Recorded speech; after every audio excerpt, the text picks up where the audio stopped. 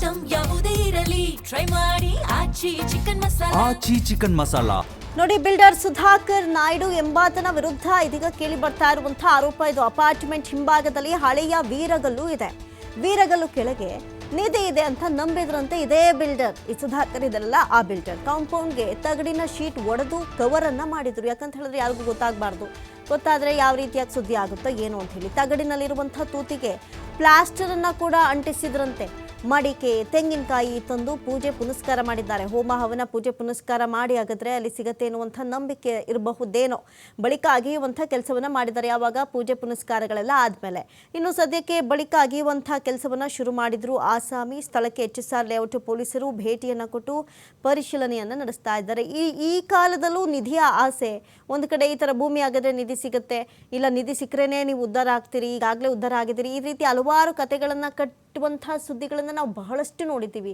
ಅದಕ್ಕೋಸ್ಕರ ಅಮಾಯಕ ಜೀವಗಳನ್ನು ಬಲಿ ಕೊಡುವಂತಹ ಸುದ್ದಿಗಳನ್ನು ನೋಡಿದ್ದೀವಿ. ಆದರೆ ಇದೇನಿದು ಹೊಸ ಥರ. ಬಿಲ್ಡರ್ ಸುಧಾಕರ್ ನಾಯ್ಡು ಎಂಬಾತನ ವಿರುದ್ಧ ಇದೀಗ ಕೇಳಿ ಬರ್ತಾ ಇರುವಂತಹ ಆರೋಪ. ತಮ್ಮದೇ ಅಪಾರ್ಟ್ಮೆಂಟ್ ಹಿಂಭಾಗದಲ್ಲಿ ಹಳೆಯ ವೀರ್ಗಲ್ಲಿತ್ತಂತೆ. ವೀರ್ಗಲ್ಲು ಕೆಳಗೆ ನಿಧಿ ಇದೆ ಅಂತ ನಂಬಿದ್ರಂತೆ ಬಿಲ್ಡರ್. ಹಾಗಾಗಿ ಸುತ್ತ ಕಾಂಪೌಂಡ್ಗೆ ತಗಡಿನ ಶೀಟನ್ನು ಹಾಕಿ ಕವರ್ ಮಾಡಿದ್ರಂತೆ. ತಗಡಿನಲ್ಲಿರುವಂಥ ತೂತ್ಗೂ ಕೂಡ ಯಾರು ನೋಡಬಾರ್ದು ಅಂತ ಹೇಳಿ ಪ್ಲಾಸ್ಟರನ್ನು ಅಂಟಿಸಿದ್ರಂತೆ. ನೋಡಿ ಏನೆಲ್ಲ ಮಾಡ್ಕೊಂಡಿದ್ದಾರೆ.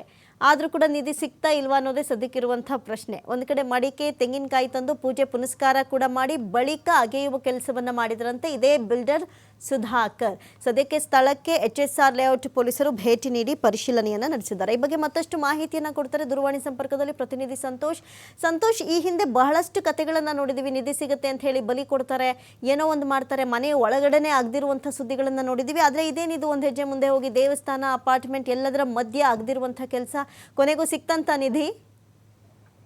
ಅಂದ್ರೆ ಏನು ಅಪಾರ್ಟ್ಮೆಂಟ್ ನ ಹಿಂಭಾಗ ಇರುವಂತಹ ವೀರಗಲ್ಲು ಏನಿರುತ್ತೆ, ದೇವಸ್ಥಾನದ ಮುಂಭಾಗಗಳಲ್ಲಿ ನಿಲ್ಲಿಸುವಂತ ಕಂಬದ ಕೆಳಗಡೆ ನಿಧಿಯನ್ನ ಇಟ್ಟಿರ್ತಾರೆ ಅನ್ನೋದು ಪ್ರತೀತಿ. ಹಿಂದಿನ ಕಾಲದಲ್ಲಿ ರಾಜರು ಆಡಳಿತ ಮಾಡುವಂತ ಸಂದರ್ಭದಲ್ಲಿ ಬೇರೆ ರಾಜ್ಯಗಳಿಂದ ನಮ್ಮಲ್ಲಿದ್ದಂತಹ ನಿಧಿಗಳನ್ನ ಸಂಗ್ರಹ ಮಾಡಿಕೊಳ್ಳಿಕ್ಕೆ ಇಂತಹ ದೇವಸ್ಥಾನದ ಮುಂಭಾಗ ವೀರಗಲ್ಲುಗಳನ್ನು ನಿಲ್ಲಿಸಿ ಅದ್ರ ಕೆಳಗಡೆ ಚಿನ್ನಾಭರಣಗಳನ್ನ ಏನಿರುತ್ತೆ, ನಗನಾಣಗಳೆಲ್ಲನೂ ಕೂಡ ಅಲ್ಲಿ ಊದಿಟ್ಟು ಅದರ ಮೇಲೆ ಇಂತಹ ಕಂಬಗಳನ್ನ ನಿಲ್ಲಿಸ್ತಾರೆ ಅನ್ನೋದು ಪ್ರತೀತಿ ಇರುವಂತದ್ದು. ಸೊ ಹೀಗಾಗಿ ಆ ದೇವಸ್ಥಾನದಲ್ಲಿ ಇರುವಂತ ವೀರಗಲ್ಲು ಏನಿದೆ, ಆ ವೀರಗಲ್ಲ ಕೆಳಗೆ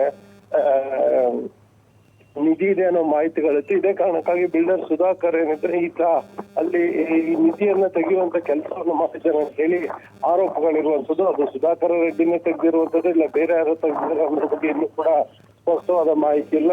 ರಾತ್ರಿ ಎಲ್ಲ ಅಂದ್ರೆ ಆ ಜಾಗ, ವೀರಗಲ್ಲು ಜಾಗ ಏನಿರುತ್ತೆ, ಆ ಜಾಗದ ಸುತ್ತ ಏನು ಒಂದು ಶೆಡ್ ರೀತಿ ಅಂದ್ರೆ ಯಾರಿಗೂ ಕಾಣದ ರೀತಿಯಲ್ಲಿ ಅದನ್ನ ಕವರ್ ಮಾಡ್ಕೊಂಡಿರುವಂತದ್ದು. ಅದನ್ನು ಕವರ್ ಮಾಡಿ ಹಂತವಾಗಿ ಆ ನಿಧಿಯನ್ನ ತೆಗಿಬೇಕು ಅಂತ ಹೇಳಿ ವೀರಗಲ್ಲಿನ ಕೆಳಗಡೆ ಇರುವಂತ ಜಾಗವನ್ನ ತೆಗ್ಸಿದ್ದಾರೆ ಅಂತ ಹೇಳಿ ಮಾಹಿತಿಗಳು ಲಭ್ಯವಾಗ್ತಾ ಇರುವಂತದ್ದು. ಅದಕ್ಕೂ ಮುಂಚೆ ಅದಕ್ಕೆ ಕೆಲವು ಪೂಜೆಗಳನ್ನ ಮಾಡಿರುವಂತದ್ದು. ಅಂದ್ರೆ ಇಂತಹ ನಿಧಿಗಳನ್ನ ಊದಿದ್ದ ಸಂದರ್ಭದಲ್ಲಿ ಏಕಾಏಕಿಯಾಗಿ ಅವೆಲ್ಲವನ್ನು ಕೂಡ ತೆರವು ಮಾಡ್ಲಿಕ್ಕೆ ಆಗುವುದಿಲ್ಲ. ಅದಕ್ಕೆ ಆದ ದೇವರ ಪೂಜೆಗಳನ್ನ ಮಾಡಬೇಕಾಗುತ್ತೆ.